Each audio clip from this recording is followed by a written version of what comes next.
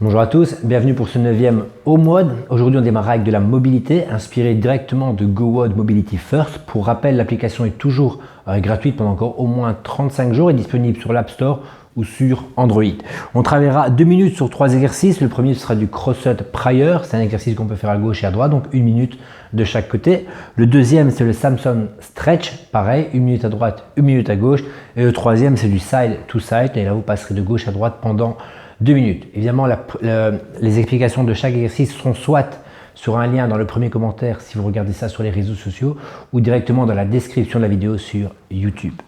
Ensuite, une mobilité active, 2 rounds for quality. On fera d'abord 6 long inchworm. Le but, c'est évidemment d'aller le plus loin possible dans la position worm. Et ensuite, 10 stretch push-up. Évidemment, là aussi, les explications sont soit dans le premier commentaire ou dans la description. Alors ensuite, on va d'abord bosser sur du negative handstand push-up, c'est-à-dire monter en handstand et retenir la descente ou n'importe quel mouvement en fait que vous travaillez sur le handstand qui soit sur l'excentrique. On fera 10 répétitions avec 5 secondes dans la position haute et un travail de 5 secondes pour descendre et aller déposer sa tête au sol. Soyez attentifs que c'est toujours les derniers centimètres qui sont là les plus difficiles. Donc si vous avez du mal et que vous claquez votre nuque à chaque fois, vous risquez vraiment d'avoir des douleurs au niveau des cervicales. Remontez un petit peu la hauteur ou passez sur un exercice peut-être un peu plus facile avec une table basse, avec 2 chaises, il y a tout à fait moyen de le faire, avec une position de push-up normale si vous avez déjà du mal, mais le but c'est que ce soit fait correctement et que vous gardiez le tempo de 5 secondes de descente. Ceux qui sont en handstand, quand vous posez la tête, vous mettez les pieds au sol, vous attendez un petit peu et vous repartez. 5 secondes en position haute, 5 secondes de descente et ça on le fait 10 fois. N'oubliez surtout pas que ceux qui travaillent en handstand, le but c'est toujours d'avoir une belle base en triangle et donc d'avoir les 2 mains et la tête devant qui forment un triangle. N'allez pas déposer la tête entre les mains, vous perdrez de toute façon l'équilibre quand vous devrez faire du keeping en descendant les genoux tout simplement. Ensuite, on aura de la force réelle à faire en handstand push-up strict. On fera un 5x5 avec au minimum 1 minute 30 de pause. Vous pouvez aller jusqu'à 2 minutes, il n'y a pas de problème. Vous ne pouvez pas dépasser les 5 répétitions, donc l'exercice doit être assez dur que pour ne pas vous faire dépasser les 5. Par contre, si vous grattez à 2, c'est que c'est trop difficile pour vous. Il y a un énorme panel d'exercices à faire en restant sur le même groupe musculaire. Pour ceux qui sont très à l'aise, on fera du déficit handstand push-up avec même un tempo. Ça peut être un tempo que vous inventez, pas de souci. 3 secondes de descente, 2 secondes de pause en bas, une remontée explosive par exemple, c'est un tempo tout à fait correct, ou juste 3 secondes de descente et on remonte directement. Mais en tout cas, vous êtes capable d'en faire 5 et 5 avec le même tempo évidemment. Donc soit du déficit handstand push-up en tempo, du handstand push-up en strict toujours au niveau du sol, donc à niveau 0 avec un tempo là aussi. Du négatif handstand push-up, c'est avec une petite tête, par maximum 15 kg. À la salle, on utilise un mat et une plate de 10 kg.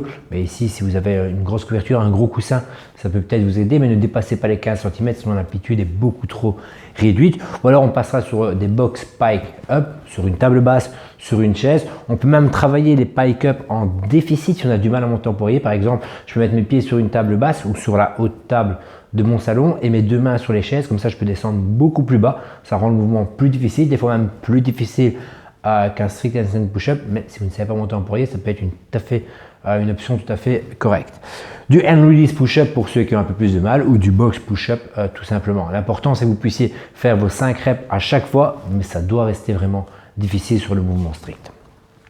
Et ensuite, on aura un workout. Alors, je vous conseille encore une fois, je l'ai déjà mis sur la programmation, sur les groupes Facebook et sur ma page, de vous inscrire à la compétition CrossFit 19 Charity, qui est une compétition qui est organisée justement pour le coronavirus. C'est important, tous les fonds qui sont récoltés sont directement reversés à la Fondation Roi Baudouin à Bruxelles, qui évidemment rendra tout ça pour la recherche d'un vaccin pour le coronavirus. Le premier WOD, il a été créé par Mathieu Montes de la programmation Scope Athlète. Évidemment, je mettrai le lien en vidéo, vous pourrez aller le voir, il vous l'expliquera mieux que moi. Je fais un bref briefing. C'est un ascending AMRAP pendant 12 minutes. Donc pendant 12 minutes, vous travaillerez. Vous allez devoir trouver un objet, un sac lesté qui pèse plus ou moins 9 kg pour les hommes, plus ou moins 6 kg pour les femmes. Et vous ferez un down-up, pour rappel, c'est un burpee sans sauter, et 2 gobelet reverse lunge, donc en tenant le sac en beer hug devant vous, sera très bien en reverse lunge vers l'arrière. Donc 1, 2 et on double à chaque fois, 2, 4, 3, 6 et ainsi de suite pendant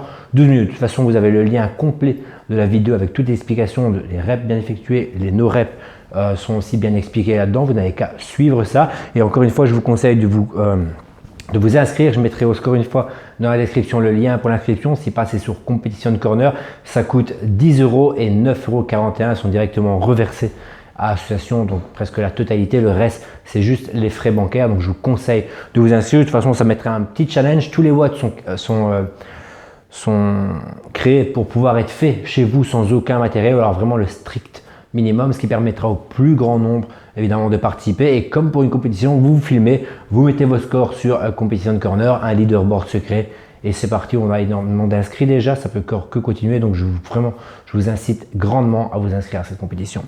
Et on terminera par 10 minutes de mobilité sur GoWOD.